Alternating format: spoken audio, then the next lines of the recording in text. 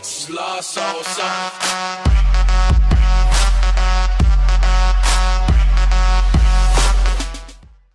السلام عليكم ورحمة الله وبركاته. معكم كلاش مجرم، واليوم رجعت لكم بفيديو جديد. اليوم يا شباب بنتكلم عن 5 أشياء ما بتدخل في كلاش كلانز. قبل فترة كلاش كلانز قالت إن ما بتدخل 5 أشياء في أي تحديث في كلاش كلانز. أول شيء مصنع الجوهر، تقريبا نص اللي يلعبون كلاش كلانز يحتاجون هذا الشيء، فكلاش كلانز قالت ما بتدخله في أي تحديث لأنهم بيخسرون. فهكذا نص اللي يلعبون كلاش كلانز يحتاجون هذا الشيء لأنهم يحتاجون جواهر أكثر، فهكذا كلاش كلانز ما بتدخله أبدا لأنهم بيخسرون فلوس كثير. كلاش كلانز عطتنا شوية جواهر من ناحية الجم بوكس وتقطيع الأشجار والإنجازات. احتمال كلاش كلانز في أي تحديث بتعطينا جم بوكس أو زي الجم بوكس، فهكذا نقدر ناخذ الجواهر، أما مستخرج الجواهر ما بيدخل أبدا أبدا. ثاني شيء إنك تشوف أصحابك أونلاين أو أوفلاين، يعني شغالين او مو شغالين. برويكم الحين صورة، بس هذا الشيء مفيد جدا. اتوقع ان يمكن يعطوه، بس كلاش كلانز ما هي راضية تسوي هذا الشيء.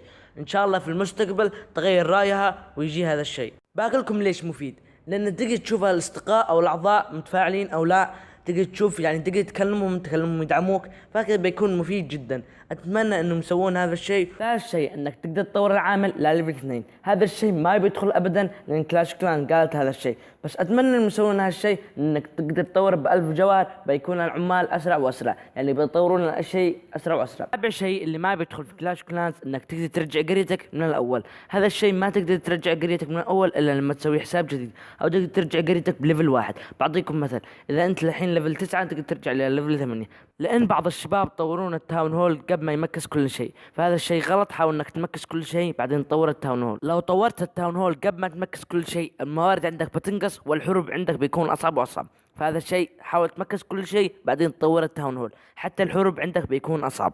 اذا انت مثلا تاون هول 9 والدفاعات ما هي ماكس، اللي ضدك بيكون دفاعاته ماكس، وهكذا الشيء بيكون صعب في الحروب عندك، ما بتعرف تمسحه، فهذا الشيء غلط. حاول انك تمكس كل شيء وتتعلم كل الاستراتيجيات عشان تقدر تجيب 3 نجوم. خامس شيء اللي ما بيدخل في كلاش كلان تقريبا دائرة الحظ. برويكم الحين الصورة عشان تفهمون وش اقصد. تقدر تربح من الجواهر او الذهب او دفاع او كؤوس، هذا يجي لك في اليوم مرة عشان تقدر تربح منه اي شيء. هذا مفيد جدا، بس تقريبا كلاش كلانز ما بتدخله عشان ما عندهم مساحة لهذا الشيء. الله على التفاعل، واصلوا يا شباب على التفاعل هذا. شكرا على تفاعلكم في القناة، خليكم مستمرين في هذا الشيء. واذا معك اي فكرة عن هذه الاشياء رسلي في الكومنت وان شاء الله برد عليك. وكان معكم كلاش مجرم، لا تنسى اللايك والاشتراك، وخليكم متفاعلين وايجابيين، ومع السلامة.